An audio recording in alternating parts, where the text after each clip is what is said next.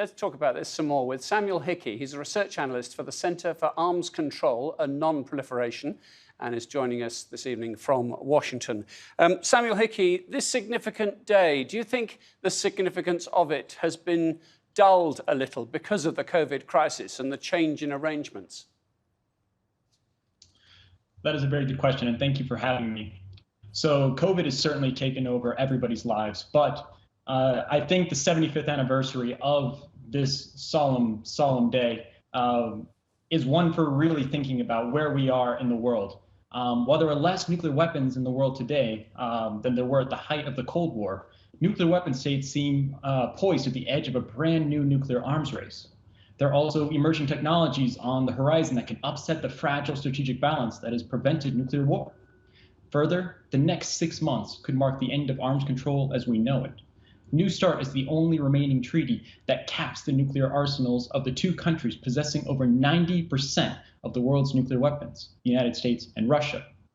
If the New START treaty is not renewed within 6 months, it will be the first time in 50 years that the two countries don't have on-the-ground insights into each other's nuclear arsenals. That is a recipe for disaster. While we are dealing with COVID, we do need to start turning our minds right back into nuclear weapons. Where are the international voices? Where is the leadership in the idea of non-proliferation or getting the next treaty in place to replace START?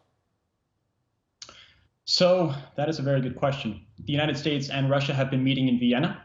However, the Trump administration has been focused on trying to goad China into joining the negotiations. There are a couple of issues, though. So, as I mentioned, the United States and Russia have over 90% of the nuclear weapons in the world. So there is a great disparity in the number of nuclear weapons. So China has said that they are willing to come to the negotiating table, but they are waiting for the United States and Russia to maybe drop down their nuclear arsenals to that level. So as we sit here right now, it is very, very unlikely that the United States, Russia, and China will come to some strategic stability agreement in the next 6 months. So the most wise thing for our leaders to do is to extend New START in February 2021, hopefully before there is the next presidential election in the United States. And Sam, this is affecting the whole globe, of course it does, but away from those big players in the nuclear debate, one thinks of the risks perhaps of North Korea. We don't really know what's going on there. We think of the risks that may or may not be contained with the Iranians' ambitions to create a nuclear weapon. This is an issue of global concern, is it not? Oh, absolutely. And this is the reason that we have this non-proliferation architecture that we built up over the past 50 years. In the 1960s, there were worries that we might have 40 to 50 nuclear-armed states. Today, thanks to the Nuclear Non-Proliferation Treaty, there are 9. That is not perfect, but it could have been much worse. So the global nuclear stockpile has dropped from some 70,000 to around 14,000. So there's clearly more work for us to be done. We need to keep an eye on Iran. Iran does not have nuclear weapons, but we have to keep an eye on them. And dealing with the North Korea threat is certainly on everybody's plate at the moment. This is entirely a global issue, but this is the reason that we support the arms control infrastructure and continue to support the agreements that exist.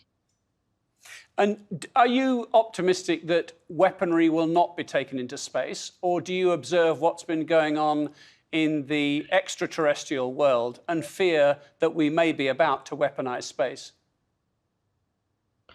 I certainly have my concerns, and if we are not able to sit down at the table with Russia, with China, then I have a very pessimistic outlook on how that will go. At the moment, we're really not having that discussion. The United States, Russia, China, all the nuclear countries are modernizing their forces, and a lot of them are really modernizing their efforts in space. So I am rather pessimistic if we're not able to sit down at the negotiating table. But the good news is we are still not there yet. There is still time for a dialogue to create some sort of broader strategic stability.